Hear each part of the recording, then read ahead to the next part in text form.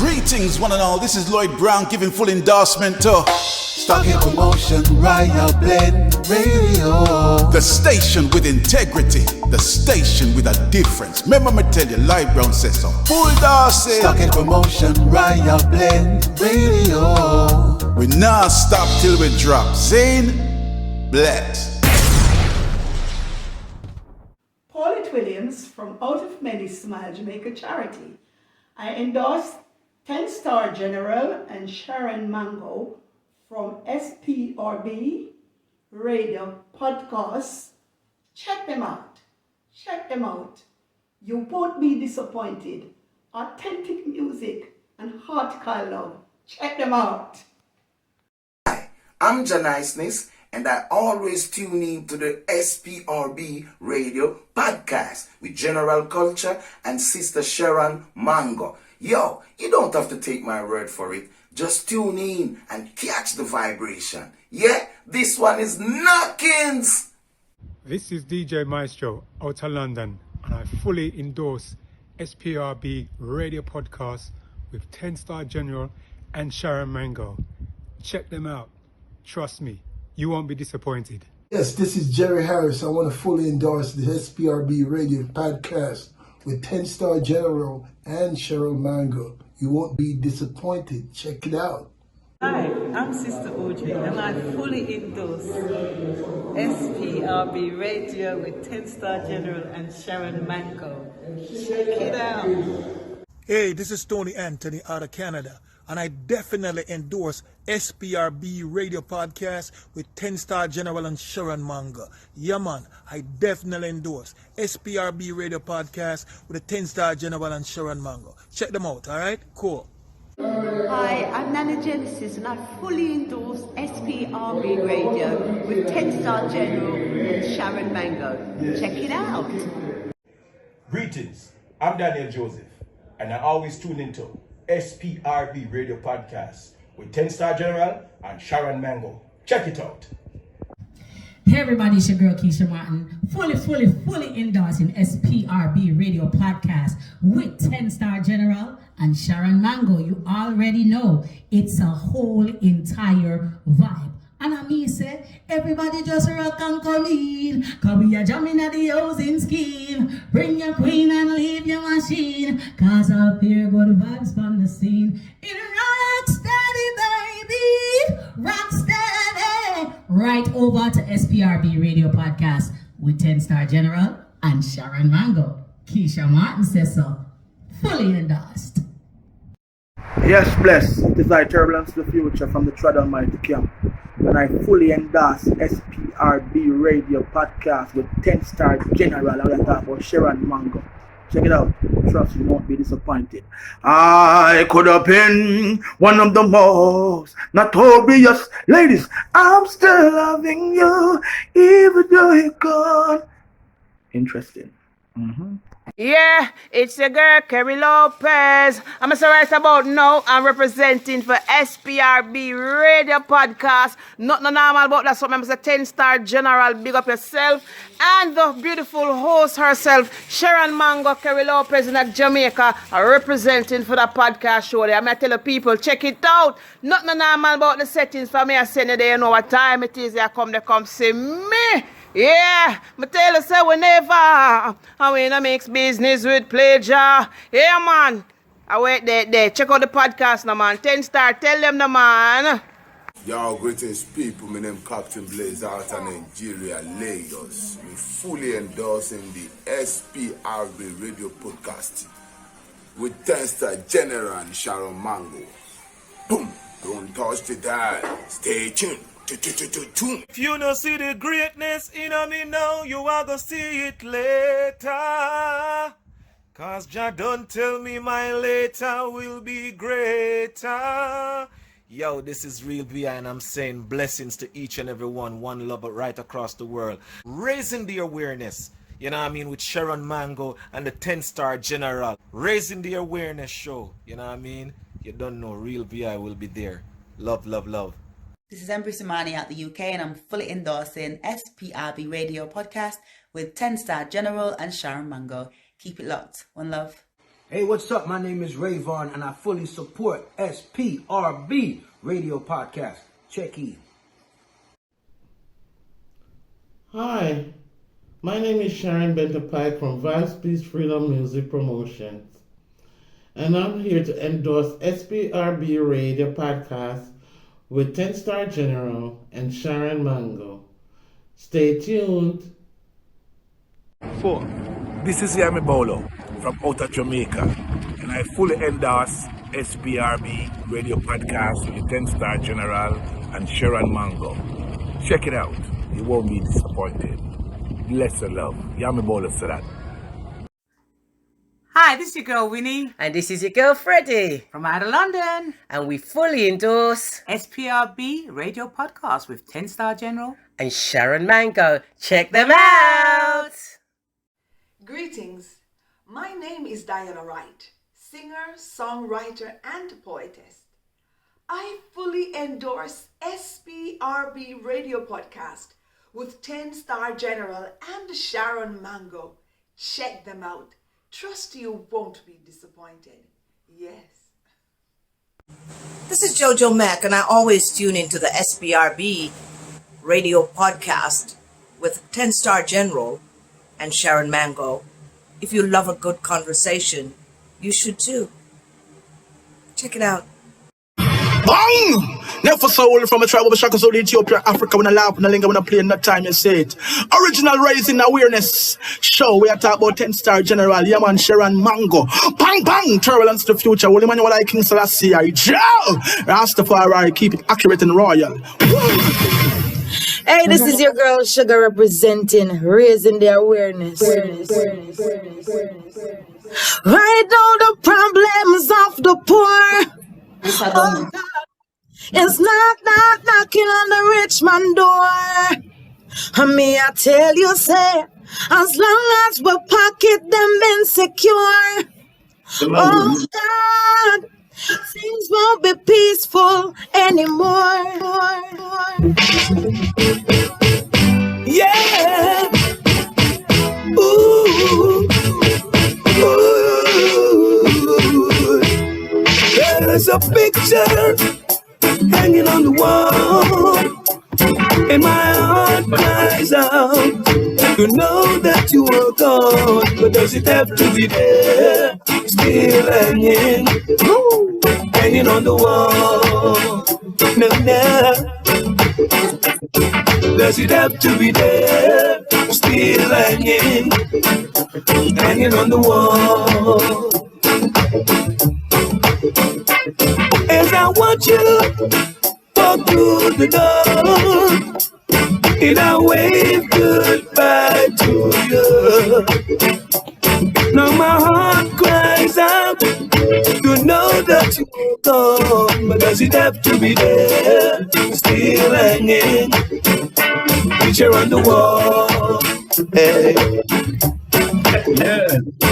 Does it have to be there, still hanging, hanging on the wall? Yeah, this is Rayvon, and I fully support SPRB Radio Podcast. Just check it.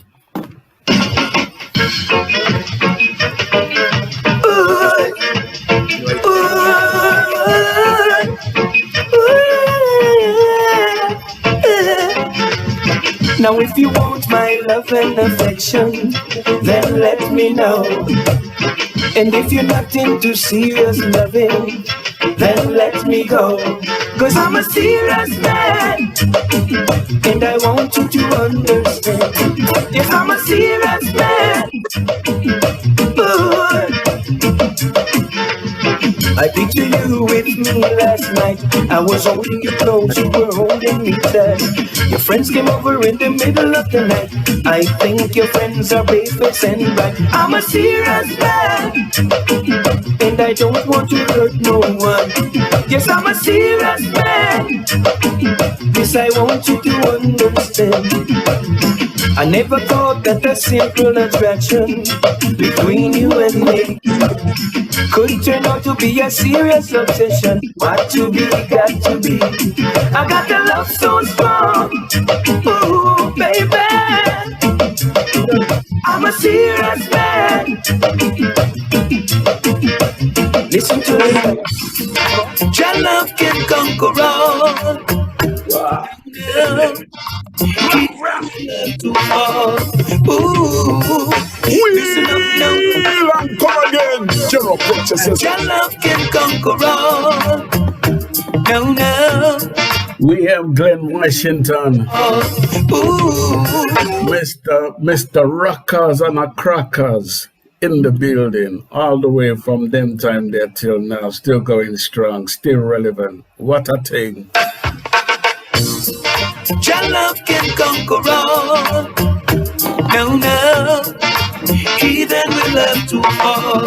Ooh, listen up now, teachers. Be careful what you teach. Rastaman, practice what you preach. Now, now, when you see the light of love shining on someone, show them the way and let them go on. Yeah. And if you see your brothers falling, help them on their feet. You hear that? Your reward will be so sweet. And if you hear the children crying, give them food to eat. Give us little acapella, Glen Washington. Come on. How the wicked on the street. It is the love of God that conquers all. It is the love of God. He then will have to fall. No, no. It is the love of God that conquers all. It is the love of God. He then will have to fall. Ooh. Booyaka, booyaka, booyaka, booyaka. Are you with that? Greetings, everyone. This is Glen Washington from out of Florida, and I fully endorse SPRB Radio Podcast with the 10-star General and Sharon Mango. Check them out soon. Irie Rastafari. You sound just like the record. You sound just like it. No auto-tune either. We don't deal with that. Auto-tune is for the non-singers. All right. That was a Scud missile right there. Scud missile. Listen, it's a pleasure having you on the show, man. You know, just realizing your history, how far it goes back. Before we get into your history, meet my beautiful co-host all the way down there in Brighton, sunny New Jersey, Sharon Mango. Yes, I am in New Jersey, Mr. Washington. What a pleasure. Huh? You didn't hear me? Exactly. If me didn't know say you're Florida, Where is Glen? I would have jumped on a plane and so quick and come to your house. We're in Florida, me there now. Okay, I'm true. in Georgia. Florida, yeah. Oh, you're in Georgia? Okay. All right. Well, either way, we in the States here. Yes. Nearer 12 hours I'm up there. Yes, you are. Yeah. We're so honored to have you here today. It's a pleasure. You're a staple in the community, an icon. You have had the most amazing hits, but we are going to get into your history today. Yeah. Your flowers. But first and foremost, we want to thank the lady. I don't know if it's your wife. That's your wife? Beautiful. Yeah, that's my wife. That's Jacqueline. Jacqueline is beautiful. She's lovely and gracious. Thank Jacqueline for getting this together, because we know you had some technical issues. And the new engineer, Jacqueline, fix you up nice. Jacqueline, the new engineer. I'm one of his managers too. The manager, see there. I'm his manager. Oh. Amen. That's, see, you love it. She's also one of my... Really? And the what? And the background singer too. Listen. Yeah. Okay. You hear that? You hear that, 10-star? What? Yeah, you hear that? You just threw in a gem right there. I never knew that. That is a diamond in the rough. That's my parent, you know. Right. So you're a whole entertainment industry all in one. Yep. Right. So That. let's get into it. So this time around, because yesterday I think I spoke a little bit too long. So here is my peace treaty, waving the flag. Go in, Sharon. Funny 10-star. Glen Washington, again, welcome, welcome, welcome. It is truly an honor to have you in our presence. It's my pleasure to be here. So happy to have you here and to get into your life story. Again, we are here. Sorry, Sharon. Yes. Sorry, Sharon. Let's big up Sharon Bentley Pike for making this happen also. My other sister, yes. Sharon, two Sharons. You see that? That's what we are. Sharon, the Rosa Sharon. We are mighty. We do big things. Thank you, Sharon B., my sister from another mother. Thank you so much for making this happen. I appreciate that. And again, we're so happy to have you, Glen Washington, here. Welcome, you're welcome. I keep saying his full name because it's a great name. Glen Washington sound like a superstar name. Glenroy. It's Glenroy Washington. Listen, yes. Superstar name. Washington. That is a real name. On the stage we use Glen, but full name Glenroy. Glenroy. Wonderful. So we want to take you back in time. We want to take you back in time where we want to know where you were born, mother and father, your brothers and sisters, your siblings. Like, tell us your story. Yes, well, look, people have to know who you are before they know Glen Washington. Who is Glen Washington? Glen Washington was born in Maypen, Clarendon, Jamaica. That's in the south central part of Jamaica. And from humble beginnings. My father was name was Cyril Washington. My mother was named Miss Louise Adassa Black. They all passed. My grandmother was the person that raised me as a little youth, because she was the one that spoiled me. Yeah, I get lots of privilege from her. She was a disciplinarian in our family, but at the same time, I prefer living with my grandmother because grandma always makes sure everything right. I'm going to school. My money for lunch is much bigger than the other kids, because I'm grandma's favorite. Not hearing your speech there for a minute. Can you hear me now? Can you hear me? I can hear you now. Okay, go ahead. Yeah. Coffee is good. The hubby, you see the cup, it said hubby. For the hubby, yes, hubby cup. Oh, she said hubby. Hubby, yes. Thank you, baby. Yeah, so we were talking about where I was born, and as a youth, I had to live with my grandmother. I had to go to church. Oh yeah. There was no ifs or buts. But I'm going to church when I was 7 years old, going to church, and I saw them people singing all the time. I got enthused by it because I'm like, whoa, okay. I listened to the harmonies. I'm like, yes, I like that. I started practicing to sing. And next thing I know, I ended up in a bunch of different choirs. I'm in the male choir, I'm in the gospel choir, I'm in all the choirs. I used to sing different areas, like sing tenor. My main area is tenor. But I ended up singing alto. And when there's not enough ladies up front, I'm up there screaming like that. Oh, with them sopranos. But I grew up like that, and then while going to school, a bunch of my friends started telling me, yo, I hear you singing, you can sing good enough. Because we used to make music during the daytimes when we get lunchtime and everybody gone out to eat lunch. After me eat my lunch, we go back in the classroom. I was like very into myself. I never go run out. So I go back in the classroom and sit down, and I would make beats on the desk. I would be making beats and singing, and before you know it, a whole bunch of students get around and like, whoa, yeah, and they cheering me on until time for class. But I get in trouble with my teacher like that, disturbing the place. But it was part of the process. And then getting older, and then my friends start egging me on, but there's a talent competition coming. Why don't you go into it? You know.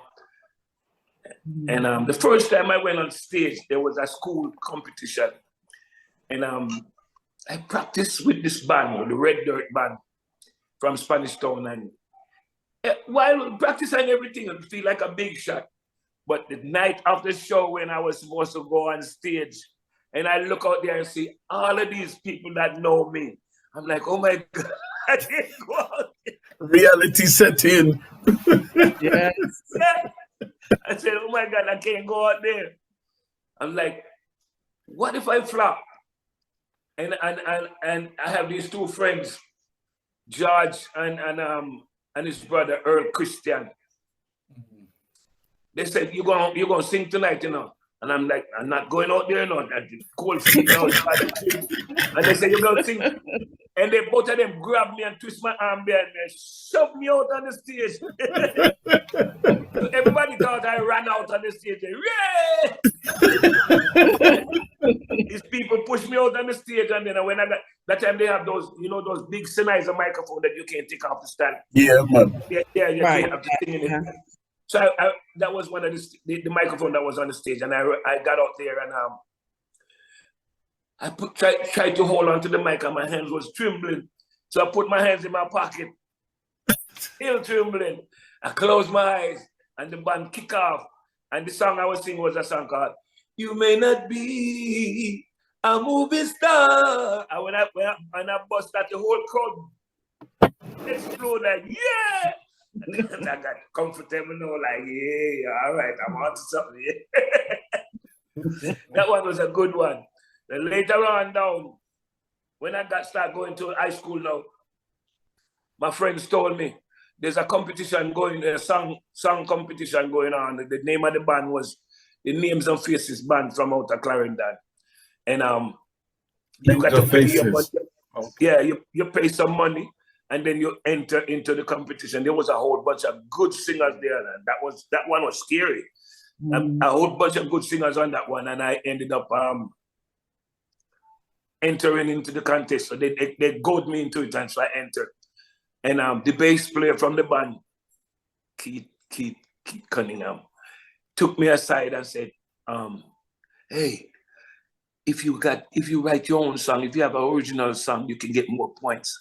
I'm like, oh, okay. So I wrote a little song about the girl, this little girl that my little girlfriend used to fool around, called Susie. I wrote a song called Susie Ran Away From Home when she was only 16. And everywhere she roams, people would say, Susie, settle down. But she likes to be free. She has always been the nicest thing to me. And the hook say, Susie's on a cloud in the skies. I watched her as she goes sailing high. When I was a little youth, but... How old was you then? I was about to say yes. How old was you? 16. What year was this? Oh my God, I can't even remember the year. Are we talking like 74, 75, something like that? Nah, man, 73, I was 17. Okay. 73. That was my first recording, and that was recorded in 1973. Okay. So we must be talking at least 78. Yeah. That's what I'm figuring. 78, 79. My first recording I was 17 years old. Right. The recording was part of the prize. I won first, second, third eliminations. I was the winner. And then when the grand final come now, some bad singers on that now, you know, people that they can really sing. Some guys I know, some of them pass on now, but they were good singers. You had Dufton Taylor and the Coolers. Dufton Taylor was is Tony Mataran's father. He was in that competition. Oh wow. Yeah. Dufton Taylor. And he passed on. Him and the two guys that sing with him, they are all gone. Yeah. There were some good singers on that. And the grand final night I won. I shocked myself when they said, and the winner is Glen Washington. Oh my God. Then I started, the shivers started coming, I got nervous, but that was a good experience. And they told me that part of the prize was to record my song. So the one Monday morning, the guys called me and said they're coming to get me, and they took me to Kingston to Randy's Records and recorded that song, Susie. It was the first song.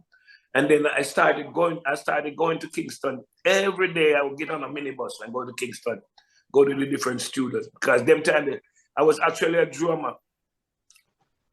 Oh, because that's right. Let me tell you that part now. Right. That part. Yes. Yes. Many part. I was a singer with a group called C35 Incorporated. I was a singer. The drummer was the late Joseph Hill from Culture. Wow. Say that one more time. Yeah. Say that one more time. The drummer for that band was the late Joseph Hill from Culture. Wow. That's big. Yeah. So and I was the little youth in the band. I'm a singer, but I'm the little youth in the band. You know, most bands you have every time the drummer get up, a little youth go sit on the drumstick and try to fool around. I was that person. Right. So one day he looked at me and said, "Oh, you like drums? You want to learn?" And I said, "Yeah, man, I would love to learn to play this." So he taught me some rudiments, give me some different little things to do, and to show me how to hold a beat. And then I started practicing. Then it was a good thing though, because he left the band and went to Spanish Town, go play with another band. So we had a whole bunch of little gigs, and I ended up becoming the singing drummer, because I already know how to sing, so I had to practice how to play the drum and sing at the same time. And at first it was hard, but it became easy after a while with experience. It became easier. So I'm playing with that band now, and then he came back from Spanish Town and came and got me. I'm like, "What's going on?" He said, "I have a better job for you, man." We had to leave that band and go somewhere else. Took me to Spanish Town to play with a band called Stepping Stone at this club called the Fountain Club on Old Harbour Road. So I met a bunch of other guys like Clinton Rowe and Merrick Dyer and some other good musicians. I ended up playing with them, and next thing I know, from one stage to the other, Joseph came back and got us. He got a contract with a record company from out of New Jersey called April Record. This man named Seymour Cummings was the proprietor, and so Seymour said he wanted to record an album with Culture. Okay. Joseph said he wanted me to be the drummer on his album. That's how much he had confidence in me. So they took me to all of the musicians. We went to RJ studio up on Roosevelt Avenue in Kingston. And them time there was some musicians there. Some musicians who are great musicians today, they was not great them time, so we took them off of the session.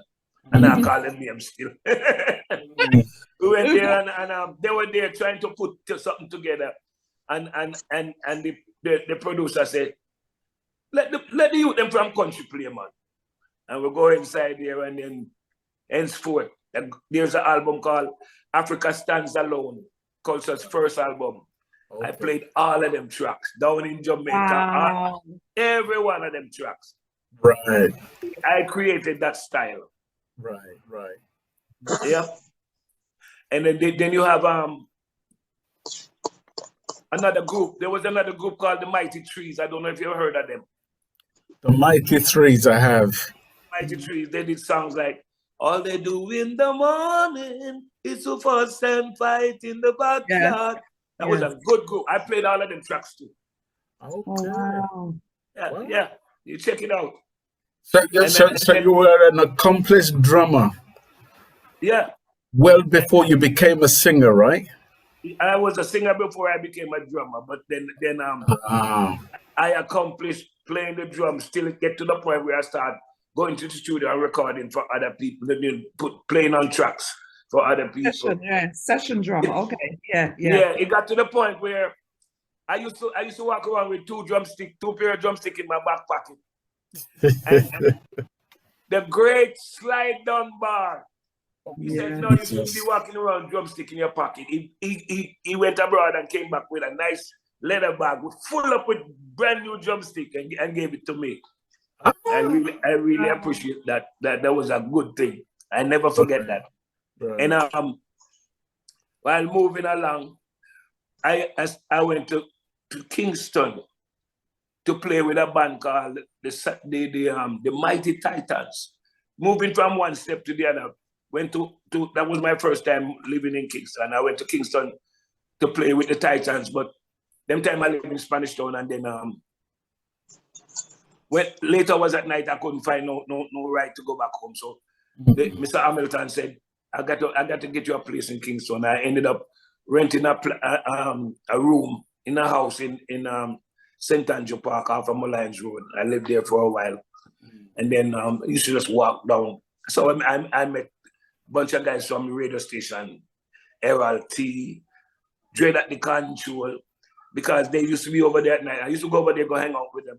You have Eddie Fitzroy, that's how I met them, because I was just right down the street. Yep. So while playing there, they did the Avengers, wanted a drum. I used to just from Titans to the Avengers. Next one Saturday, I was in there tuning up my syndrome. You remember that sound, the drum that make that sound? Boop, boop, boop, boop. I was in the Oh yeah. I was in there trying to preset some sounds.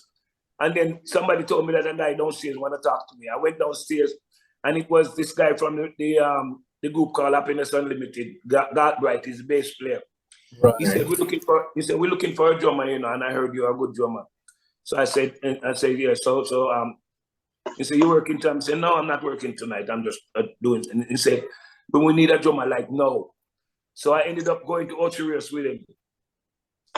And we did a rehearsal, and the night of the show, it was good and finished. They didn't know that I could sing either. Right. Yeah, I was just a drummer. So I went with him, and after the Sunday morning when I was supposed to go back to Kingston, and I said, I'm going back home. And he said, no, man, you can't go back home. I'm saying, what you talking about? What do you mean I can't go back home? And when I call to me, a road boy them time, no, that thing, but I can't go back home. You're mad. So he said, no, man, I don't mean it like that. I mean, we need you for the drummer in the band. He said, what? So I said, so where me I go live? And he said, no, man, we have that covered already. What? They have covered. We have nice apartment, maid service. Don't even have to make up my bed. Wow.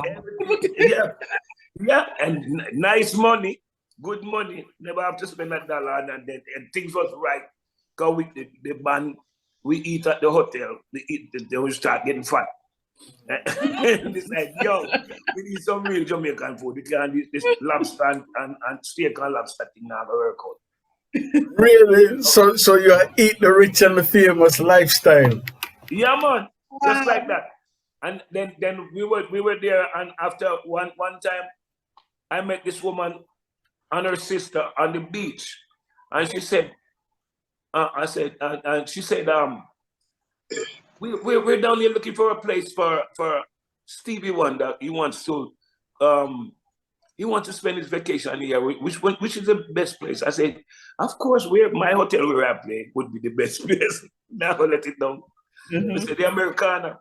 So they said, oh, okay.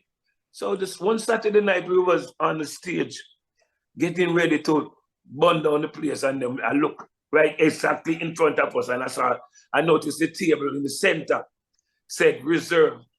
And then while we're on the stage playing for this guy who was doing the cabaret show, this woman walked right across the stage with Stevie Wonder on her arm.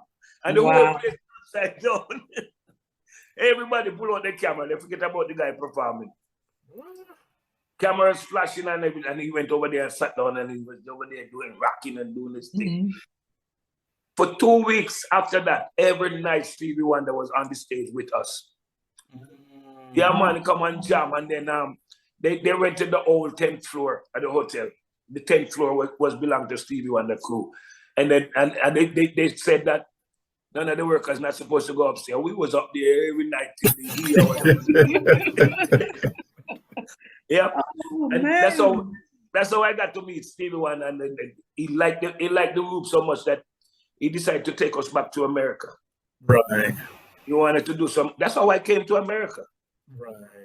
Stevie Wonder brought back Happiness Unlimited to America, and who were some people who were part of that band, Happiness Unlimited? Because I have a sneaky suspicion I know someone who was part of that. You know some of them guys? I truly believe I do, but tell me who were part of that band. That Darrell Salmon was the keyboard player. Fish. Then God Bright was the bass player, and I was a drummer.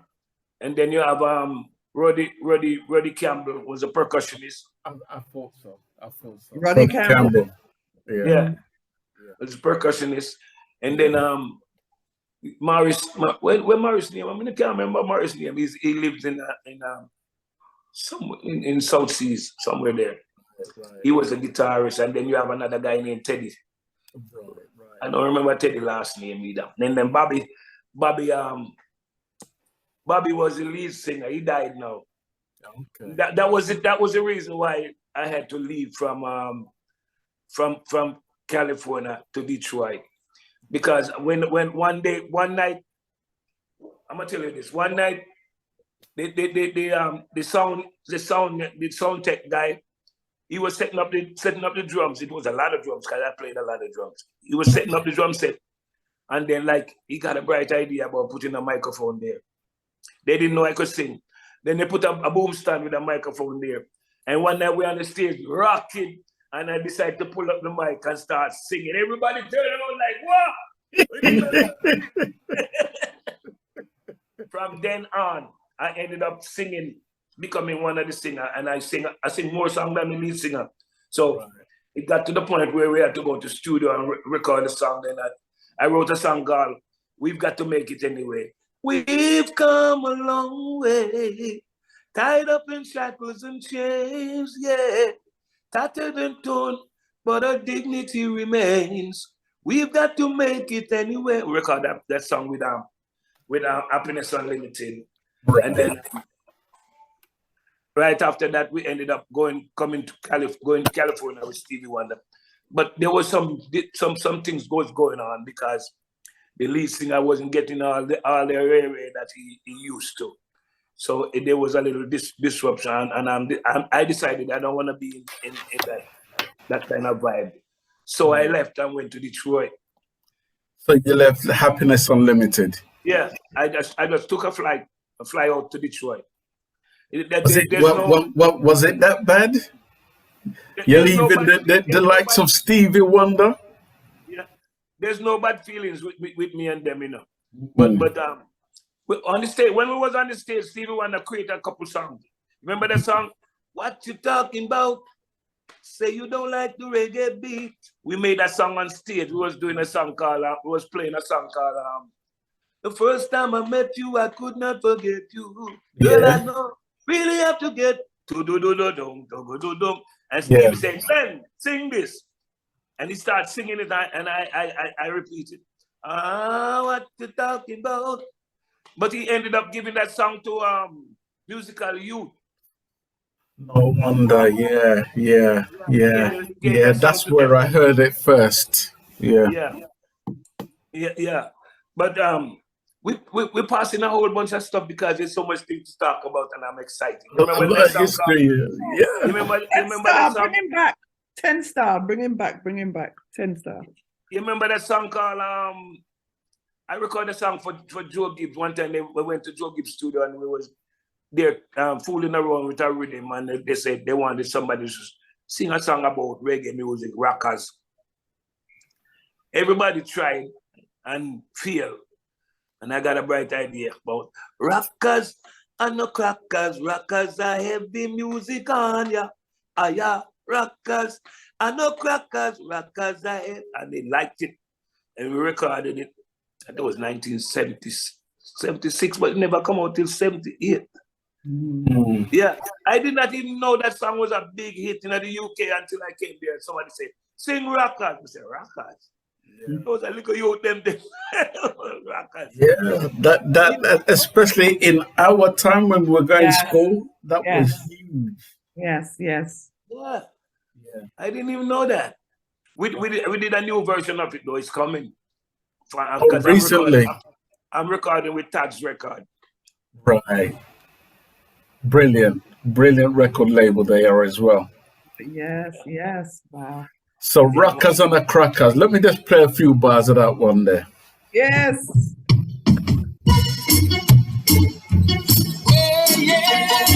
Youth man.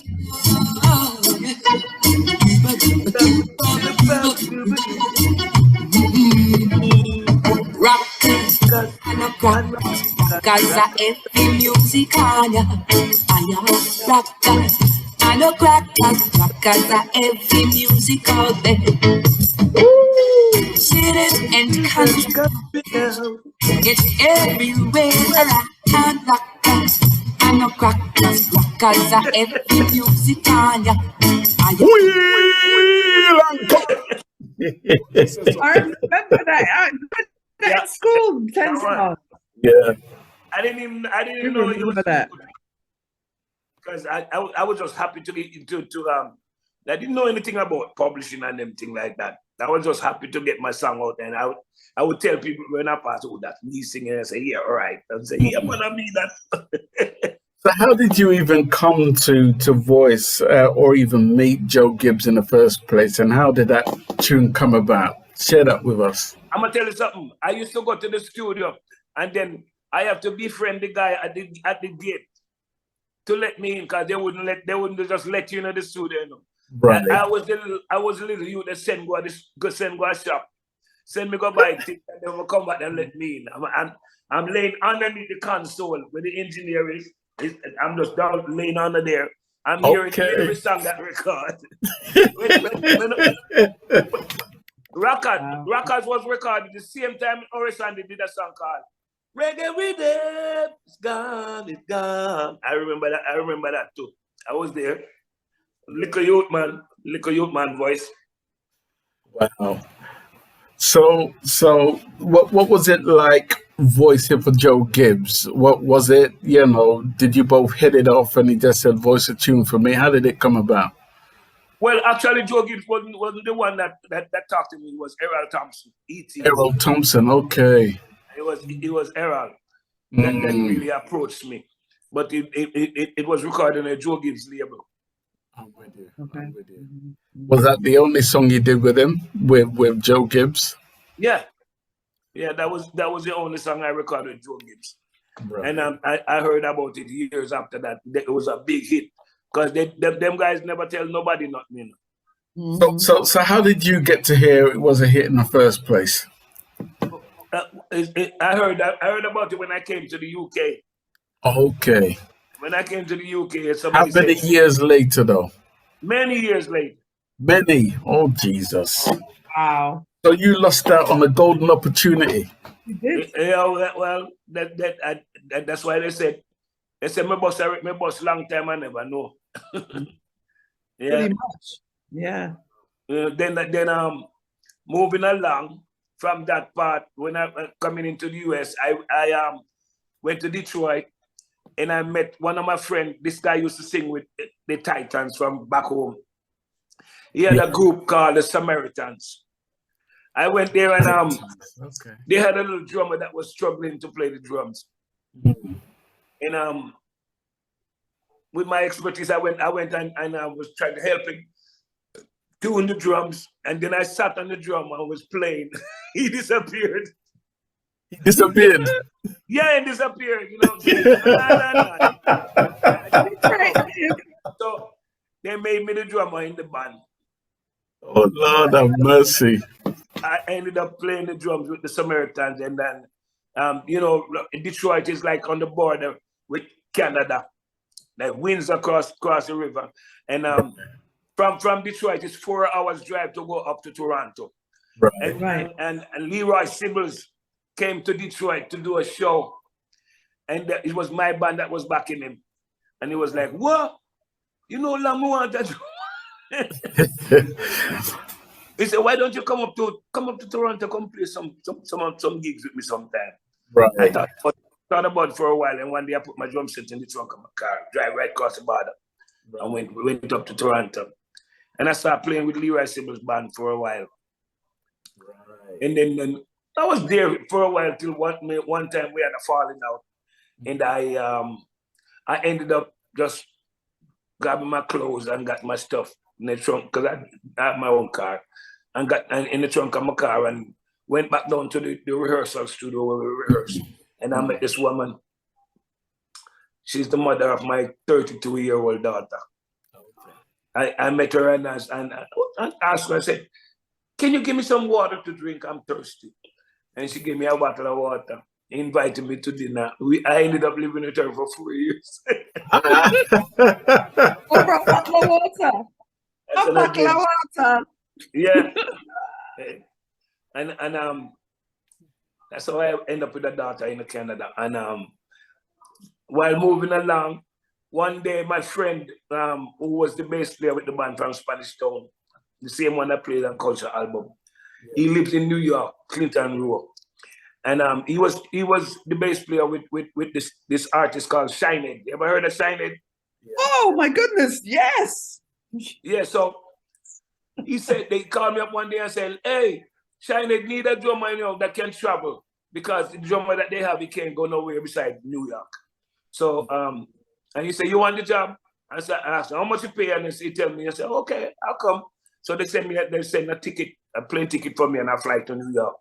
And so I ended up living in New York. I moved to New York now, and I'm moving around with Shiny, going all over Europe, Japan, everywhere, all over the place, playing drums and learning the ropes meanwhile. And one at a time, when I was in New York, while I'm in New York, I'm recording with different people, but they recorded me and not putting it out. So I decided to become a producer, and I went into the studio and record a song called Feel the Vibes. You remember the song that Luciano did? Oh, we beat to the most high. I recorded it before him. It's, can you feel it? Can you feel it now, now, now? Can you feel the vibes? The heaven declare the glory of Jah. The firmament poet is on the work. Make a joyful noise unto God, all ye land. Come before my Father with singing, cause he's the Almighty One. Knowing that he is Jah our God, the conquering man lion. Tell me, can you feel it? Da, da, da, da. And it was a good song, you know, because everybody gravitated to it. And a friend of mine that played on the WNWK radio station at the time, we call him Bobby Channel 1. Right. He said, you know that song the good, can you give me 2 copies so I can go and run it and see how the people react to it. Everybody started requesting it. Then Tony's crew from Downbeat song. He approached me. Tony's crew approached me and said, yo, I want a dub for my son after that tune, you know. But me not go record it at the regular studio. I take it to the source. I'm like, what the hell is the source? So he gave me an address and told me to meet him at this place. And then when I got there, I saw Music City. I'm like, oh, what is? Next time we go inside. I'm inside their work, and then we see this man come out in them glass that look. Guess who it was? It was Clement Coxon's dad. Oh, wow. I went to the New York studios of Studio One. So it's okay. Yeah. Okay. So after we record and done, he come to me and he said, Jackson, me love how you sound, you know, you got belly. I don't know what that means. He said, what, Jackson, you want to take a look at that with me? Me I wonder what the hell is a little talk. And go for rum buckle and come out, man. You want okay. Better you up. Yeah, man, I take a look at that to him and he said, Jackson, we love what you're singing. How would you feel about putting some of your lyrics on some of my gems? And Mr. Sir D, that's how we call him, Sir D. Mr. Sir D, all my life up your studio and music me listen to, you know. And when we start asking for some rhythm, he said, Jackson, what you know about them rhythm? I said, them things I grew up on, man. We start asking to different rhythm.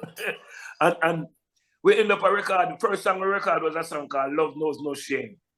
No more sorrow, no more pain. Love knows no shame. And the guy didn't start rhythm. He put that out on a 7-inch. Okay. He put that out on a 7-inch and then he come back and said, Jackson, cause Tony Screw, I watch him, you know. Tony Screw say never hear me say that, tell nobody in business. He said, Jackson, the thing I say like hot bread. The thing I say like hot bread, Jackson. And I said, what? Yeah, man. And he said, you know, we have to go back at the press. Next thing you know, every evening I would go over there. Because me a man, back them time, I smoke my chalice now. Bun, would plenty herb them time. So anytime me go to studio at evening time, you know, the front part have to close off because a kitchen that now, you know. So he said, Jackson, you all right? He said, yeah, man. He just lock off the front part and nobody can come in the car, record. And every evening we record 2-3 songs. Did a whole pile of songs pile up. He said, Jackson, a whole tune we have, you know. We have to go put out an album. And we just pick some tune. Me and him and Tony School decided to pick out some tune and put it together and call it Brother to Brother. Because there was a song on it called Brother to Brother. It was my first album. Let me tell you something. That has to be your greatest album. Don't care what anybody have to say. Brother to Brother. Because you did 2 albums, studio one, kind of like. I forget what the second one was, though. Wandering Stranger is the second one. All right, see it there. Yeah. Got some bad tracks on that song. Right. And I decided that I'm going to have to keep it up like that. So whenever I record the track of a weekend, it have to have a good track and a good storyline. It have to be believable. It's like I'm making a movie. People have to believe what you're doing. Yeah. Yeah. Right. Yeah. I decided to stay with that. So but one of the tracks that you recorded though on that was Jah Glory, right? Jah Glory. No, Jah Glory. Jah Glory was on the album called the first one I recorded for Lloyd Campbell called Get Next to Me. That was after because let me tell you this story too. I recorded a song for Lloyd Campbell a long time ago when I was a youth man, and he never put it out. And I reminded him about it, and he was ashamed because there was a Jimmy London song that I covered. A song. Why won't you tighten up, lady? I did a song. Yeah. For Lloyd Campbell recorded on an 8-track, Randy's record, and Lloyd didn't know. He didn't remember me. So when he sent this girl to come find me. After I heard the Studio One album, he sent this girl to come find me, and because I was on the Studio One binge, he came with me to 2 Studio One rhythm. One alternative thing called I can recall all the fun that I had in Jamaica, and I took that rhythm and did a song. Call me, baby. Ooh. I know sometimes the way gets rough and the struggle is like it's tougher than tough. Just call me. And then he gave me another alternate rhythm. 2 alternate rhythm he gave me from Studio One. And I wrote a song called alternate rhythm. What was that song? Yeah, alternate song that says I've got so much love to give you.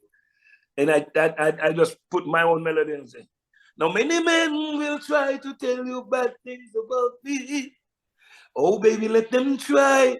I know one day their lust will die. My God, let me tell There will be you. no cause or reason for you to doubt me. Cause what I feel is real. The love that I have is yours, signed and sealed. Now I'm building my whole wide world around you. Baby, here's my request from you. Baby, don't take my kindness for weakness. That's where that song came from. Yeah.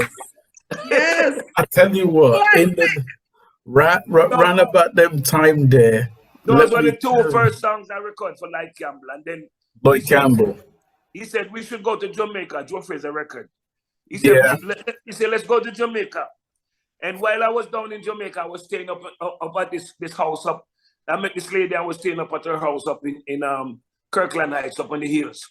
Right. And I was laying on the bed sleeping, and one girl from next door come and peep over in the window. I said, "Who that brother there? Him a foreigner. A foreigner come from. He married." And she asked me all kind of thing about me. I know when I got up, I wrote a song about it. I said, "She's asking friends about me. She wants to know if I'm single and free. Now that she realized that I'm just the size she wanna get next to me." That's where that song came from. Just listening, pretending like I'm sleeping and listening to that woman talking about me. Because most of my song is from personal experience. Right. Yeah. Wow. I can hear a little sound. I can hear a little sound, and then put words to it. And give thanks for that kind of blessing, because a lot of people can't even write. That's true. That's very true. I mean, sorry. Go ahead, Sharon. Oh, when did you get the knowledge now that you had to, like when you're doing all these songs, when did you start copyrighting and getting everything registered? When was that knowledge instilled in you? When did you really realize? That came together later on when I start realizing that I should be getting paid for my stuff, and it's not happening. And my wife is instrumental in actually getting me to copyright my stuff and start putting it in the proper perspective, Then I start working with this guy named Danny Brackenbridge he was an administrator for my publishing for a while until I decided to move to Jack Russell Music. Okay. I'm with Jack Russell Music from out of the UK. Okay. I'm still not getting paid for my stuff. Well, I was about to say, because as you said, that came later on, but you were doing so much back then. Like way back, you were doing so much, and then you. It's like I was on a binge. I was on a binge, recorded binge. Sometimes I record so many songs that sometimes I don't even remember until I hear it again. As soon as I hear it again, it comes right back. I was on a binge, like all of this got to come out of me. I got to get this out of me, And there's people, unscrupulous people in the business that take advantage of all of that, And they think they got away with it, but they're not, because I got some serious lawyers on this case. Yeah, that's a beautiful thing. I got some serious lawyers on this case. They tried to pull off a fast one that they trying to. I don't know if it's some kind of Jedi mind trick. They say they got me. Jedi. They got me signed. They say they got me signed. Said sign. We did the analyst, the handwriting analyst proved that that's fake. So I don't know what they're gonna do about that. But I don't want to say too much things about that. No. Well, yes. Well, we understand that, of course. Yeah. Because I'm saying how they were doing it, as my understanding, I think Ten Star knows that too, how they were doing it, as much as you had all these songs, it's still traveling, the multiverse, like you say, it's all around the world, but your name may not necessarily be on it. You know what I mean? You're out there singing it, but your name, and I'm like, how do you fix that? You know what I mean? But things changed out since the computer age got really advanced and everything is like coming together. Mm-hmm. We know a whole bunch of things that's been happening in the dark that's come out in the light, and we know what's going on. And we just applying to it. Good for you. Now, how many years can you recuperate of what you've lost? Because I heard it's like 7 years. They said 6 years. But So if your works go further back, how the hell in God's name are you gonna get that back? No. We gonna charge them for a crime that they committed because they committed fraud. Okay. They claim that I signed a contract and I did not. I never signed nothing with nobody, neither Light Campbell nor nobody, because I was never with them people. Right. Okay. Yeah. Right. Brother to brother, did you sign a contract with Fraser, the Fraser label? The Brother to Brother album is with Studio One. We signed an agreement with Studio One to do 2 albums. Okay. We got that done. Okay. Then Mr. Dad died, so we gonna sort that out. But that's a different thing from those 4 or 5 albums with Joe Fraser Records that some other people trying to take. Right. They trying to pull off a mafia thing, but it's not gonna work for real. And they're not gonna kill me either. I'm telling you that for real. Because I know the ins and outs, and I know all about all they been doing. I know everything. I'm going to be careful of what I say at this point, only because of legal reasons, you know.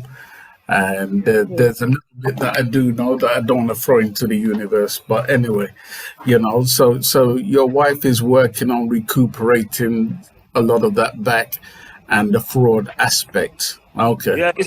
Yeah, but it's not just her. We have the proper legal attorneys that's working on it. Mm-hmm. Okay. And they say don't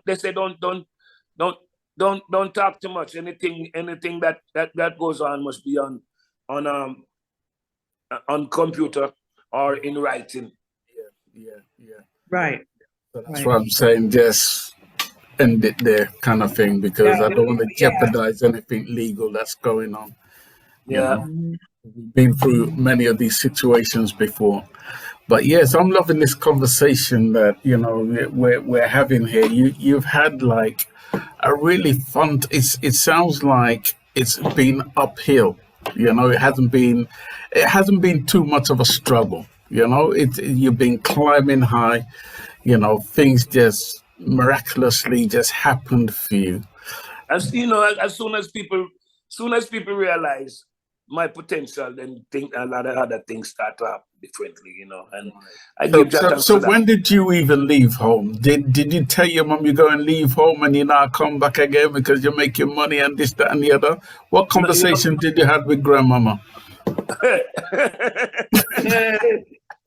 Yeah, laugh. No. You know, I laugh because when I left home, I was 17. I'm 17 years old, going to school and having my own place.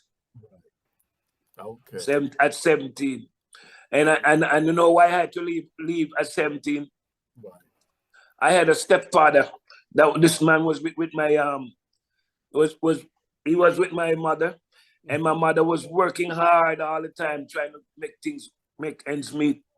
And this man, he wasn't working. He stayed home. And one Sunday morning we got up, and she made breakfast, and she gave him some food, and he said the fork had a little piece of thing on it, and instead of changing the fork, he threw the food on the ground.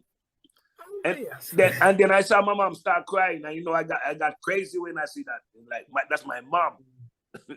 So I say, hey, you don't work and you get and I let you to talk, and him rush me.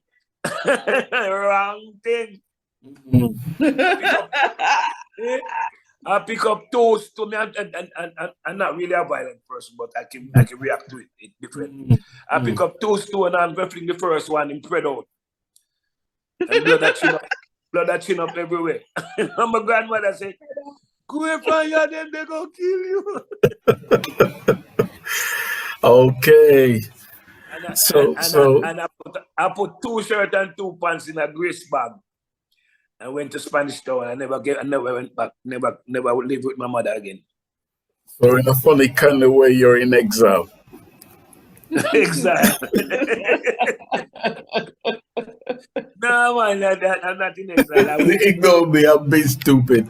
It was later on in life that I went back to go see about my mom, make sure she got some money and all that stuff. Right. But he was gone then. So you made this. So I mean, especially the 90s. You were huge in the UK, and you were. I mean, this is no word of a lie. Every one of those ladies that we played Glen Washington at parties and so forth, every one of them loved Glen Washington. It's good to know. It's good to know, yes. I tell you, because the vibe was that if ladies are moving to a particular kind of artist when you're playing them, then we would normally play that kind of batch of artists at the actual dance or the party, you know what I mean? And Glen Washington was the most requested artist at these parties, the most requested. You were huge. That Get Next to Me album was like really after the Brother to Brother, the Get Next to Me album was a large one because we spent some time in Jamaica when after the Get Next to Me we did songs like they gave me a rhythm for Fade Away. Okay, yeah. First time I heard that rhythm, I never liked it because of the instrumentation. It seemed like the keyboard player played the keyboard with just one hand. You didn't feel the full body of the keyboard. Yeah, right. Ding, ding, and it was like way up in the octave. Yeah. So I never liked it. And then them kind of music, them kind of song, them you have to smoke or to sing.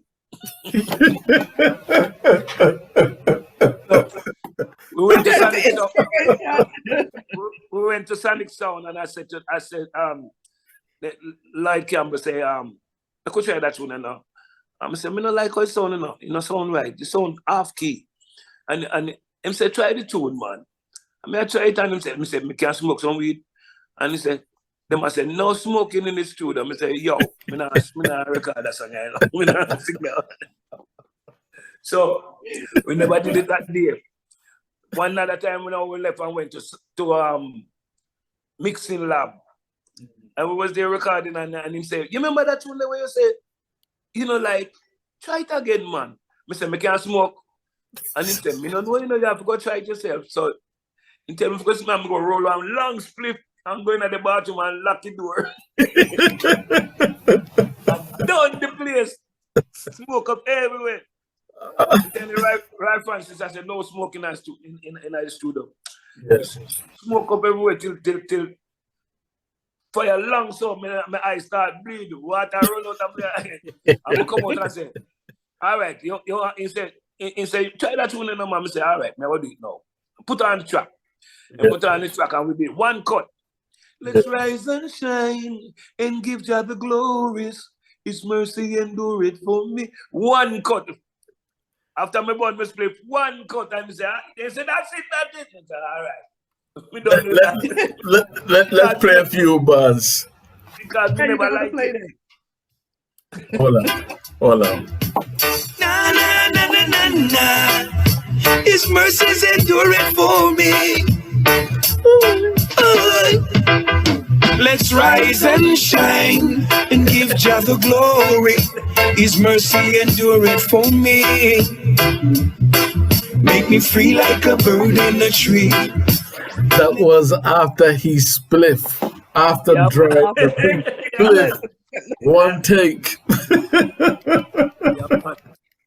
But back those were the days. You know, so me not smoke no more though. Okay, that's good. That's good. At some time you gotta quit. Where does that raspiness from your voice come from? That because when I listen to you sing, during the days of Joe Kibbs, when he sang Rockers No Crackers, it's very distinctive. But over the years it's changed, to what it is today. I become more mature. That was the youth voice, but you could still Right. hear it. Did you ever go to like take voice lessons? There was this man, the first band that I was with, the man, the owner of the instrument, the manager was a man named Roy Cook. He used to work for Fender instrument. So he came back with some instrument that looked just like Fender. He made them himself. They just didn't have the Fender logo on it. He used to live in Canada. Right. And he was actually a voice teacher. They used to make me sing some songs like, walk away, please go, before you throw your life away. And then when I get finished with them, right underneath my stomach would hurt, underneath here. Right. I learned to sing from the diaphragm down here. Right. Bridge over troubled water and all them songs they used to make me sing. Those were my songs that I learned to sing with. Love them too. Oh God. That was my train. That was my voice trainer. Then there's this other guy who was a lead singer with the group called Names and Faces Band. A guy named George Fennell. Oh yeah. I learned a lot from that guy. That guy is awesome. I got some good mentors. I don't know if you know. You ever heard of Howard Carr? Stretch? No. He's on a radio station in Montreal. He was a great singer too, back in the time. So those were people that I used to look up to. I used to listen to them and try to emulate their styles. Right. And that's where I came. That's how I come up with sounding like our song. Mm-hmm. Come on, Sharon.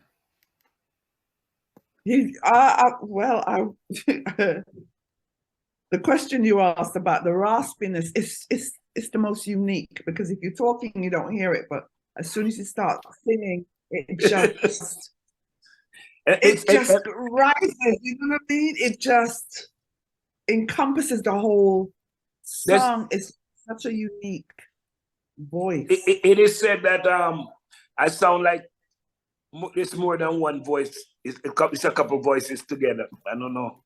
Yeah, it does. It sounds like a couple of voices. Mm-hmm. Yeah, it does. A couple of different voices. So, man, I'm thinking you've unleashed so much information. It's just it's where to gravitate to, because you're a walking history. I notice people love this song, because I did a couple cover songs that I really, really like, and people love this one that I sing. Hey, little girl, where you been so long? I really got to know right now, baby.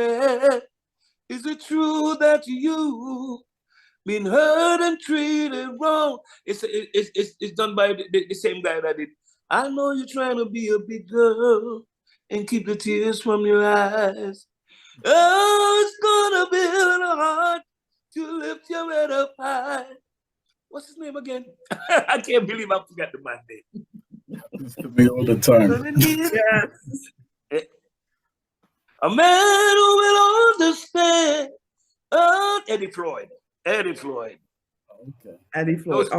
Those two songs were by Eddie Floyd. Mm-hmm. Girl, I Love You and Consider Me. Right. Wow. So for you, Glen Washington, do you feel at this point in your life, do you feel that you've gotten the respect that you deserve being in this industry, because you've contributed a lot, like so much? Do you feel like you have been given a respect or the respect for who you are? I do, but I'm not one of them that to toot my own horn. And I'm just a humble little person, you know. And the whatever will be. That's how I look at it, you know. Mm-hmm. So tell us about. I think if I'm correct, I see a good few accolades in the back, a few plaques. Tell us about some of the awards that you won. I was like, that was back in the early days. We got a whole bunch of them from Canada, different places, New York. Oh God, we got some gold records and stuff like that. Yes, I see the gold records. I'm like, we're gonna have to talk about a couple of them, like the gold records achievements in Canada, or like where else? Like where else did you get all of these? And that from up New York, a whole bunch of stuff back here like that. So, I can't even remember. I have to look at them. That from the islands, from Caribbean islands, and different places. So many of them. I just There's a drink it. question I do have. My next question. You've done so much, as I've stated before. What is your take on the music industry today? Right now? Like what? Right now, with all the new, like what is your take on it? Because coming from where you're coming from where you're coming from, right? You've had amazing mentors. You come from the real heart of it. That being said, so much has changed with the music. What is your take now on this? Well, a whole bunch of things have changed, but I hope and pray that the industry will see fit to revert back to the original style. You know, because this chop thing and this drop thing ain't happening. It's not happening. And I realize that people want to hear the real music now. So I'm ready. I'm ready to go out there, come out there and deal with it. Health and strength is most important. Once I have that, it'd be cool. Yeah. Well, this is true. Regardless of what, the first thing is health and strength, because I think we've spoken to quite a few artists, and the same thing is like this, whatever it is, this new sound, supposedly what they call dancehall, which is not dancehall. I don't know what you call it. They gave it a name, but I don't know what people do. It's garbage. Know. I'm sorry. I don't know. I'm not, that's not going to change me. I'm going to stay with what I know. Mm-hmm. I'm going to stay with what I know. I'm a real musician, and I'm going to stay with what I know. Whenever I ask somebody, I don't tell them give me a beat. I say give me. I don't say give me a beat. I say give me a track. Mm-hmm. And I love live music. I love to see live real musicians play. Yeah. Well, coming from where you're coming from, you're a drummer, so it's really important. Are you playing drums on anything that you creating like now, or you sticking to there's a few songs that there's an album out called Living Well. I'm Living Well, that was put out by Heavy Beat Record. There's about 3 tracks on there that I played. There's a cover song I did called by the song was done by Danny Hathaway. You Were Meant for Me. I played drums on that. I played drums on I'm Living Well. And there's another one. You can see the credit on the album. I don't know if you have it. Mm-hmm. Living Well. So you've been working heavy with the Lindos. Yeah. Okay. Right now he has an album coming out that this one is all Treasure Isle rhythm. Oh, you're gonna be blown away. Oh my gosh. Lovely. Yeah. Lovely. Yeah. But you said the Lindos, right? Yeah. Kashif Lindo and his father. Kashif. Willie Lindo. That's it. Willie's an excellent producer.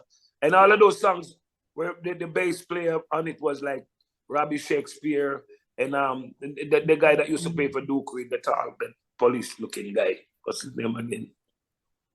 The tall police-looking guy. He was married to the singer that died. What's his name? I'm getting old. All right. Don't worry. Yeah. Continue, Sharon. Continue. So let's talk about the new album. I believe there's a new album on the horizon, right? The Mr. Washington is coming out on vinyl. Oh my gosh, vinyl is coming back. Yeah, it should have been out. It should have been out already, but maybe next month. By next month, it'd be on the out. That's that one coming. Another one coming from Love Injection. I heard him play one song off of the Love Injection label earlier. Yeah, yeah. You remember that? Yeah, he did. Yeah, you did this album in 2020. 2020, yeah. Yeah. 2 years ago. Yeah. And nice little album. Very nice. I'm very well mixed. This next one coming out from Love Injection. On the same It has label. a whole bunch of different genre, like ska. We got some ska. We got some ballads. There's a cover song of a song of I'm in a sad mood tonight. Oh, I'm in a sad mood. I'm in a sad mood tonight. Oh, my baby done gone away and left me. My baby done gone. We record that with a whole big band. And you know what? They mix it down to just me and a guitar. Me and a guitar, wow. it turned it into acoustic. It's awesome though. We're getting ready to do a video with that one. It's awesome. All right. So that sounds interesting. Because Sam Cooke was one of my favorite singers back when I was a youth man. Sam Cooke, Otis Redding. Right. I think that's where I get that gospel sound like. Actually. Yeah, I think that's what it is. Mm. Now that he said it, I hear the style. I'm like, okay, it's a mixture of, you know what I mean? Those classic ones. So, are there any collaborations on this new album? Well, we're working on some more. I did a whole bunch of collaboration before. We had Song With Me and Gentleman, Song With Me and Fire T. Oh, did you? With Gentleman? Okay. Gentleman, yeah. That one, they bypass you. Songs that one did too. I was just like, huh? Maybe I missed that one. Yeah. You did. Because I respect. Then I did. I had collaboration. Me and Capleton. Me and oh my God, a whole bunch of people. I had to sit back and remember them. Oh my head. Oh. But now, I'm saying. I did a collaboration. For the new album. You ever hear a pressure bus pipe? Yep. It's top artist from the Virgin Islands. He's bad. That song, the song that pressure noticed was what a collaboration with me and him. When them come, we're gonna mash them down with love. When them come, check that one out. Right, right. Yep. Yeah. Oh man, what a name. Ooh. Oh my gosh, he's unleashed so much. I don't even know where to begin again. So when do you think, are you ready to go back on tour again? I don't know if I saw anything. The new year coming. The new year coming. I still have a couple shows to do here for the rest of the year. But the new year coming, I plan to come into the UK. I plan to go across Europe. I have a new management right now, and he's working with my wife. My wife is my executive manager, but this guy, let me see if I can find him. Dominic. I'll send you his information. My new management, he's been booking up a whole bunch of shows all over. Plan to go back into Africa again. I remember the first time I went to Africa. Oh my God, that was awesome. Where in Africa did you go? Went to Kenya.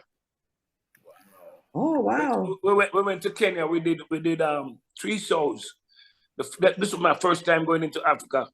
We did 3 shows for the first show was on a Friday night. We got there the Thursday, and the Friday night we did the show for the government people. All of the people working in the government was about 3,000 people, and then we went to another city called Mombasa, in a park. Oh, yeah. We did just me and my little 4-piece band. We did 12,000 people in a park, and then the Sunday we came back into Nairobi, and we're supposed to go on a certain time. then the promoter came and said, look at the television, look at the television. And I see some people running and bottle and stone throwing at them, and oh my God. Oh man. That was different. So they said, you have to come now, you have to come now. But I said, but it's not in my time to perform yet. They said, no, you have to come. Only you can keep the crowd calm. Calm them down? Yeah, so as they sent me a whole battalion of soldiers in a truck. And they got one of them old time Mercedes Benz on a big one, and then we drove over to the stadium, and we drove underneath a plane, come out right by the stage. Stage was full of broken bottles and stones. And no instrument on the stage, and people was just trampling like cattle. So when they gave me a cordless mic, and when I said, Nairobi, how you feeling? And they say, yeah. I see the ground shake. I'm happy again. You were happy? The captain told me, no, don't worry about it. You're all right. We got you. I said, okay. I start singing. The song. Oh, Beulah land, sweet Beulah land. That's where I want to be. Oh, motherland, my fatherland. And they said, they knew every song. For 45 minutes, we was there singing. No band, not on stage. And the crowd, they sang every song with me. They know the words to it. I was like, it brought me to tears. I was like, yeah, I never come to this place before. These people know. But that's what they say when they say music transcends all boundaries. Yeah, man. And you know, when they got crazy, when I changed from Beulah land to Kenya land. Oh, yeah. I sit through it. Oh, Kenya land, sweet Kenya land. This is where I want to be. Oh, my God. It was crazy. And then while we're there singing, they make out another big shout again. And then I turn around and look. I saw my musicians coming in the stadium. Oh, wow. and then they set up, give them a chance to set up while we're singing. And I gave them another 2 hours. So they got 2 hours and 45 minutes was the show. Wow. It was awesome. Everywhere I go, people would be like looking around, peeking.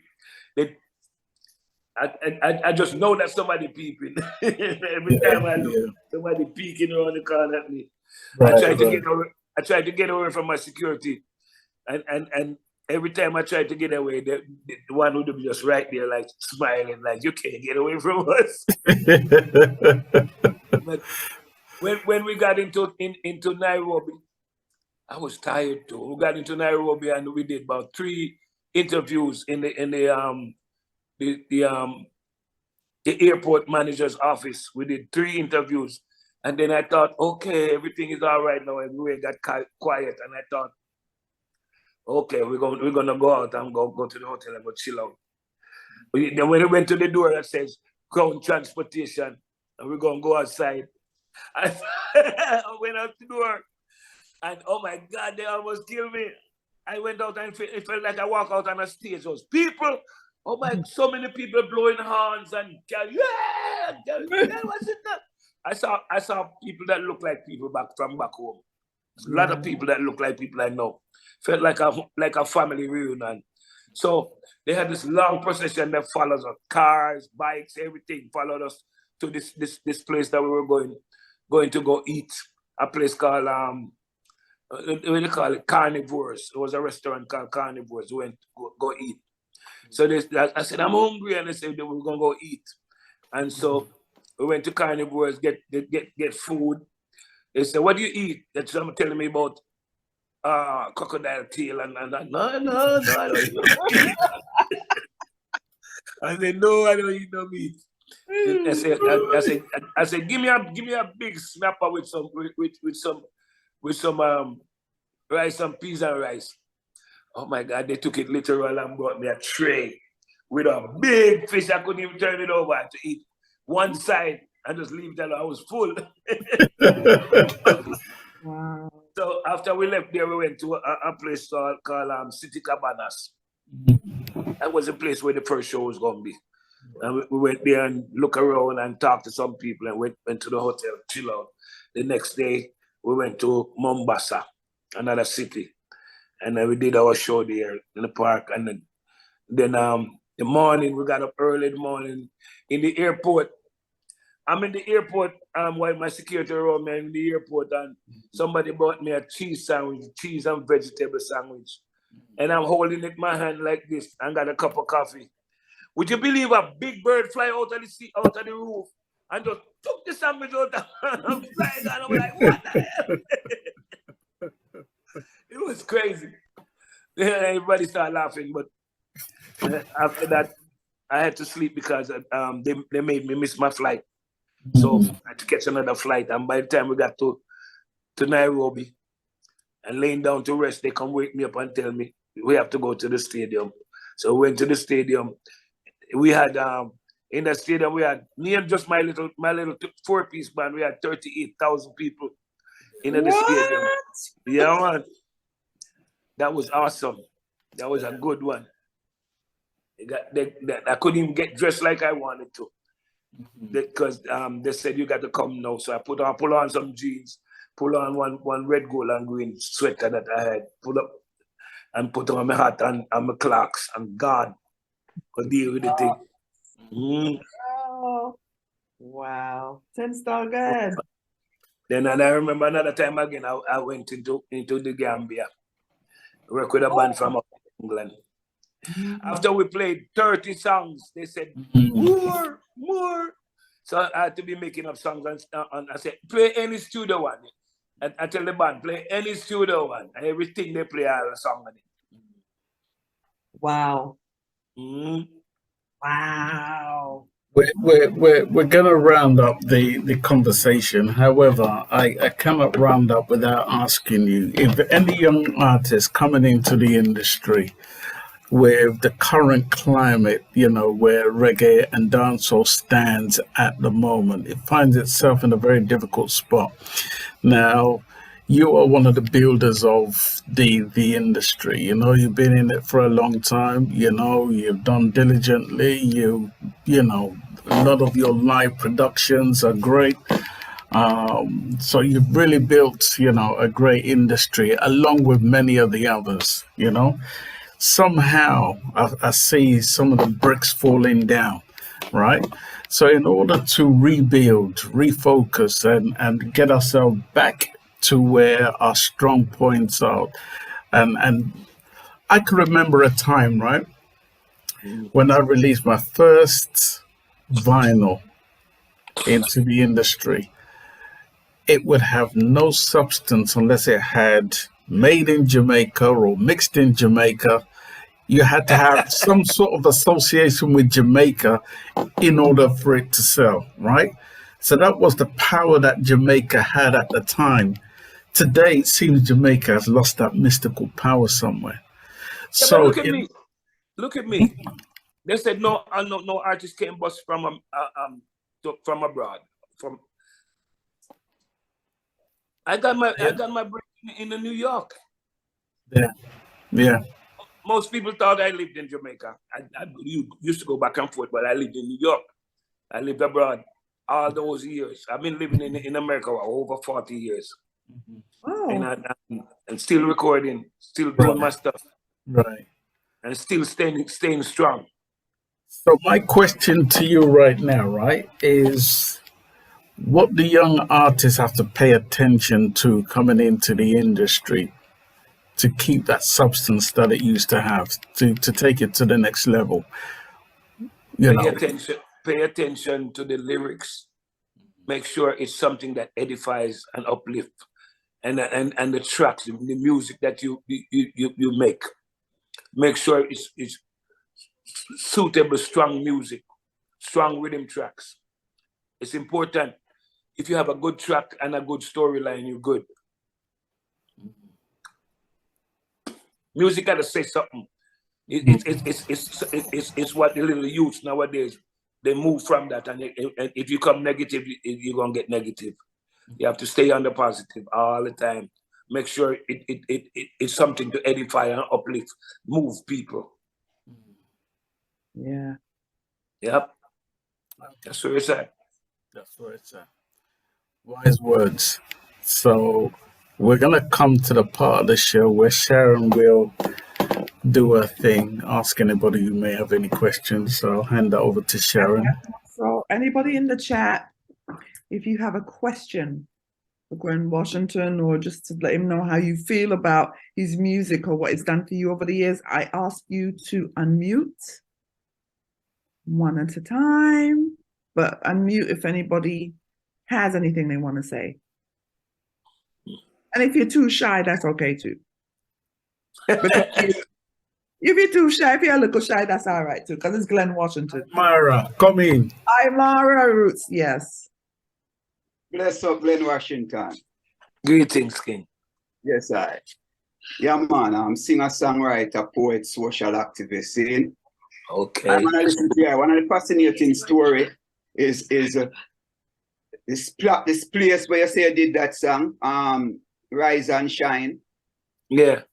And how you resisted recording that song. Yeah. I heard the same story with Maxi Priest and Oh Baby Is a Wide World at the same mixing lab, and I see a place in record the song, and the two songs become a hit song. So I was here laughing. And sometimes people resist, you know. Yeah, but the vibe have to be right. The vibe have to be right, you know. So we give thanks that, you know, the vibes was right, and at the right time they get that done. See? True. Yeah, is a kind of follow-up question to what 10-star General asked the eye, you know, pertaining to what is happening now versus to what happened then, right? And I'm saying, as a senior, I don't even want to call you elder, I want to call you senior, you know, what are some of the things that we can do? Otherwise, you just stay outside and say, boy, all you them need to do is just do the right lyrics. Or we can find a way, saying, may I use me as a part of that? So I don't want to show it to the eye alone, you know? Or we can find a way to even form movements where we can enlighten the youth then, you know? Because the eye story and the eye history is very, very important. Just listening to an interview like this, I believe is a classroom, is a schoolroom, you know? How important it is that we can't even, you know, the item can go into institution otherwise than doing shows, you know, and interact with the younger. You know, that's an important thing you're talking about, because even going around different places, like I see some of my brethren doing some things even in Africa. Yeah. Right now, even in Africa right now, and then the giving back thing is one of my things that I would love to do. Yeah. Giving back means actually encouraging and teaching and encouraging the youth and not just the youth alone, other people in a positive way. I would really love to get involved in them kind of things, you know. Yeah. So I would encourage you, because to me, I is more than a musician. It's a father. You have the ears of millions. Millions of people are listening and tuning to your vibration, to your expression. See? And we can see the eye on a stage right now where we say, you know, when we don't know your whole of your life, but just listening to the eye, you walk away where, you know, involved in crime and violence or to attain what you attain and reach. So I am saying, we can at least point to you and say, watch out. There is a part that you can take without going this way, you know, pertaining to that. That is so true. Pertaining to us being an independent artist, not signing to anybody, you know, intellectual property and all of these things, you know, how we can impart that kind of wisdom and knowledge to the youth then that, you know, we can make a change in our society. You know, we would have to be able to reach out to the youths them a certain way if they are reachable. I believe they are reachable. I just believe is the courage within I and I to get to them with even forum like this, you know, as that's what I'm talking about. More forum like these, you know, or we can invite them to listen, you know, and it's social media now and the technology is here that things can reach them more and more. We not say we're going to save all of them, you know, and we know they have to save people in that way. But what I mean is how we can inspire some that good seed can come out of those few and it can germinate and spread further. Yeah, well, we just have to try. We just have to try in a positive way. So that's what I'm encouraging, you know, the eye to do, because just sitting here listening to the eye, I realize you have so much to offer, my brother. Well, now that we're talking about it, Mara, how about me, you, Glen Washington, and a few others come together, talk about how we can start a forum and open it up to people, a question and answers, forum on Zoom. You know, we can do that if we wanted to, you know. So would that be something you'd be willing to be a part of, Glenn? I'm in. Okay, so Amara, let's make it happen. All right, make we talk about that 10-star general. We can sit down and arrange that. Yeah, sure, that can work. Yes, I. Yeah, man. Because we have to start moving in the right direction and seeing what we can do to make things right. I got a song that goes like this, you know. Mm-hmm. I have a song called "Moving in the Right Direction." Mm. You know, we're gonna say, "Give us a little piece." Yes, but I'm waiting for a little touch there. You can't say that and not sing little piece, man. What we need is love and harmony, moving in the right direction. We need peace and unity, equality for every complexion. All of our troubles and sorrows are over, your conscience will be free. When the blessings of job start take over, you'll be grooving just like me. You will run and never get weary as you tread on your daily journey. If you trust in him, that is worthy.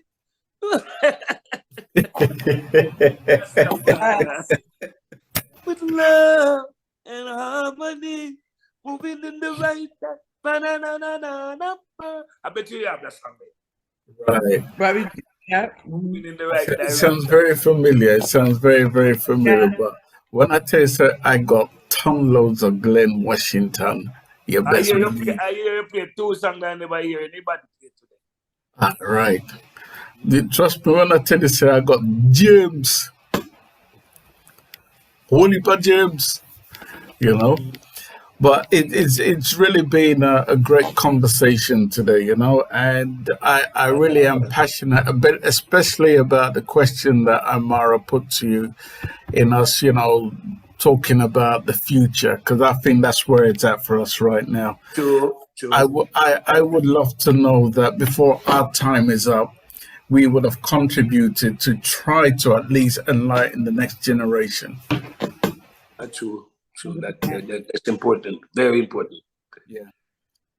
So thank you, Aymara. God bless you, brother, for your questions, and thank you so much for your support also. Anybody else? Anybody else want to ask a question? Now is the time to do so. And if not, then we shall keep it moving. Okay, so that's it. Glenn, it's been an absolute pleasure having you on the show today. You brought us a lot of joy. Boy. Thank you.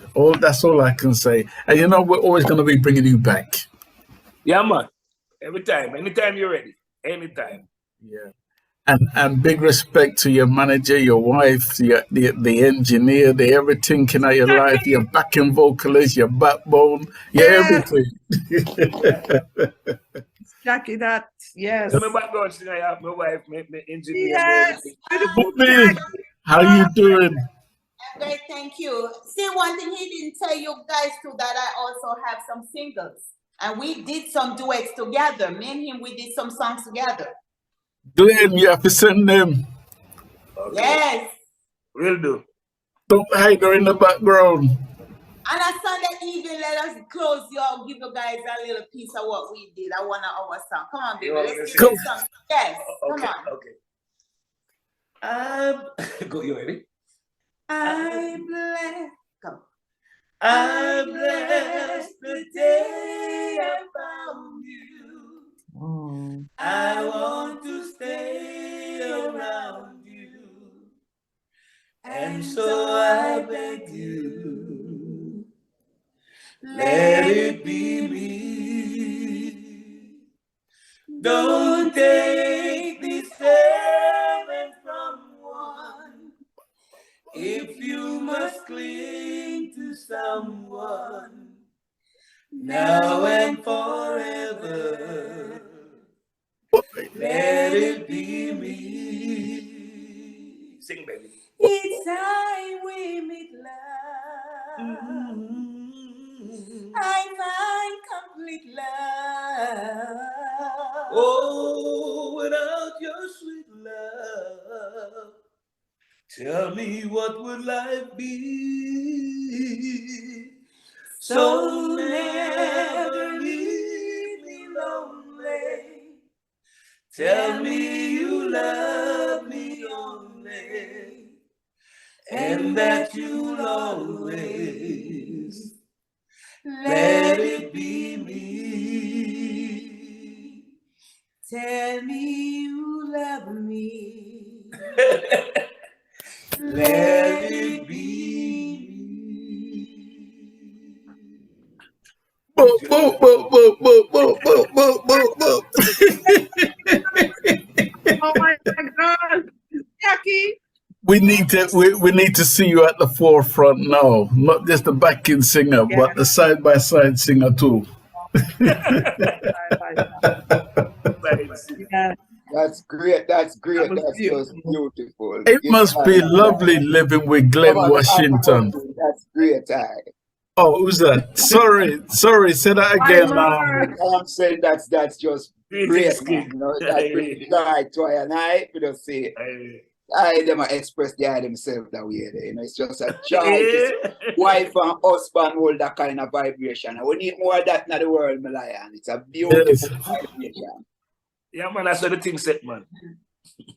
Yeah. We saw the twinkle in Glen's eye, man. We saw it. Yes, man. The twinkle can't hide, man. Yes.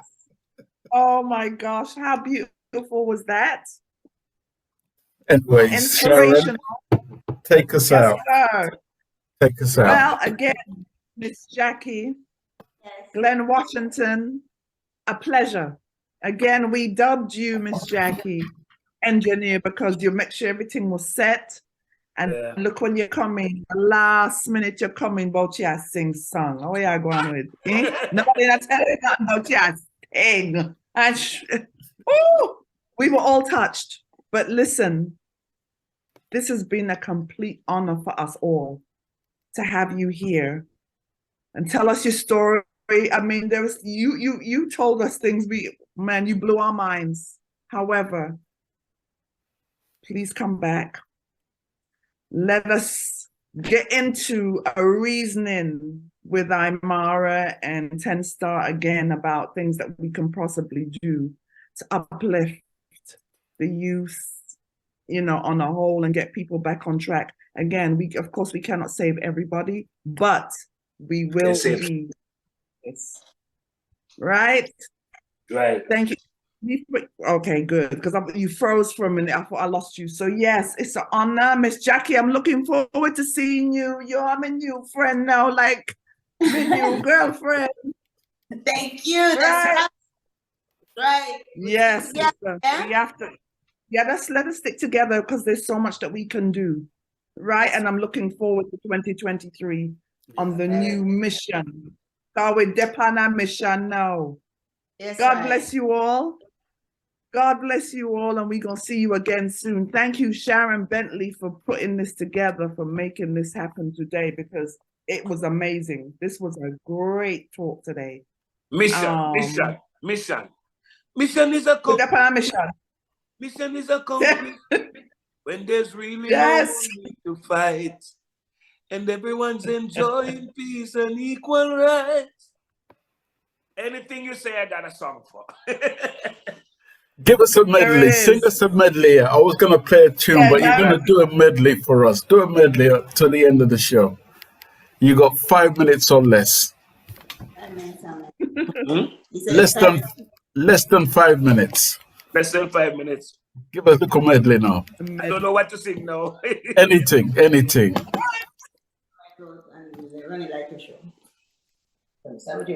All right, we'll go again.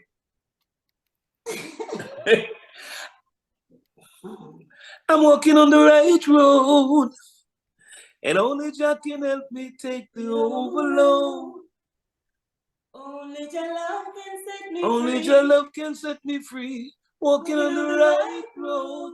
Rastafari taught me things I'm not to do. No. Yes, he showed me that the wicked will get what's due. And to them that lift up righteousness and truth, a just reward is due now. Rise and shine. Give Jah glory. There's so many songs that I'm for me. Don't let me sing your song for you. Sing and shout. It's forever, so the world can see. Give thanks and praise to His Majesty, knowing that He is the conquering Lion, and He can set you. I never liked that song. I can see that. I never liked that song, you know. We were only strangers in the night, getting to know each other. The mood was right, strolling under the moonlight, hoping that we could get out of sight. And while the entertainer's singing his song, I hold a feeling oh so strong. You should know this by now. You're my number one girl. There is no other. Oh no, not in this world. We'll be together and sever we'll never, like two peas in a pod. That's the way we will be now. Baby, just you wait and see. I need more time in your life. I've got to have a fighting chance to make things right. Oh my God, man, you got me going. Hey. Blessed love. Anyway, here we go. Well, that's all, folks. That's my line. Step aside, babe. Let a star do this. We're out of here, people. That's all, folks. Can I go home now? I'm 10-Star General from Stockade Promotions, and I'm out of here.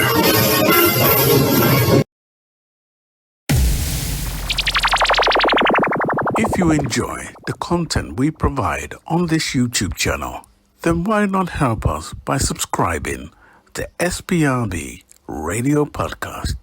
Thank you in advance.